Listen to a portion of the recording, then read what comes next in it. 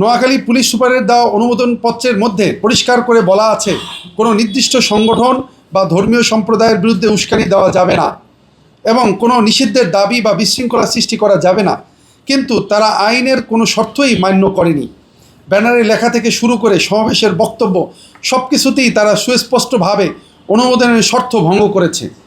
এসব বিষয়ে আমরা বারবার প্রশাসনকে জানানোর পরেও প্রশাসন নির্লিপ্ততার পরিচয় দিয়েছে, যা নিয়ে আমরা অত্যন্ত উদ্বিগ্ন।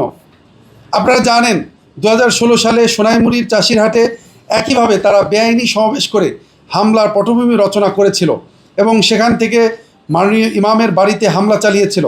সেদিন আমাদের দুজন সদস্যকে প্রকাশ্য দিবলোকে পদ্মা সেতু, মেট্রো রেল এবং এলিভেটেড এক্সপ্রেসওয়ে নির্মাণের গর্বিত অংশীদার বসুন্ধরা সিমেন্ট জবাই করে হত্যা করা হয়, ঘরবাড়িতে আগুন দেওয়া হয় এবং মসজিদ ধ্বংস করে দেওয়া হয়। 2009 সালেও তারা মাননীয় ইমামের বাড়িতে হামলা চালিয়েছিল এবং 8টি বাড়ি সম্পূর্ণরূপে ভস্মীভূত করে দিয়েছিল। এ যাবৎ তারা মোট 4 বার এই বাড়িতে হামলা চালিয়েছে। আজ আবারও তারা একই ধরনের চক্রান্ত করছে। আজ তারা বিভিন্ন এলাকা থেকে গাড়ি ভাড়া করে লাঠিসোঁটা নিয়ে উগ্রবাদী স্লোগান দিয়ে নোয়াখালী সদরে জমায়েত হয়েছে।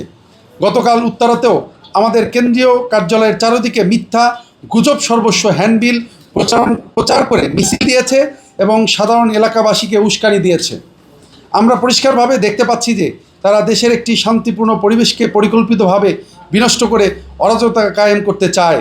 আমরা এর তীব্র নিন্দা ও প্রতিবাদ জানাচ্ছি। আমরা আশঙ্কা করছি এই সমাবেশের পর নোয়াখালী ও উত্তরায় আমাদের জানমালের ক্ষতি হতে পারে, আমাদের বাড়িঘরে আক্রমণ হতে পারে এবং কার্যালয় আক্রান্ত হতে পারে। আমরা তাদের এই বেআইনি সমাবেশকে প্রত্যাখ্যান করি এবং তীব্র নিন্দা জানাই। সরকারের কাছে আমাদের আকুল আবেদন, এ ধরনের উগ্রবাদী বক্তাদের দ্রুত আইনের আওতায় আনা হোক এবং তাদের অশুভ তৎপরতা প্রতিরোধে সরকার কার্যকরী পদক্ষেপ গ্রহণ করুক।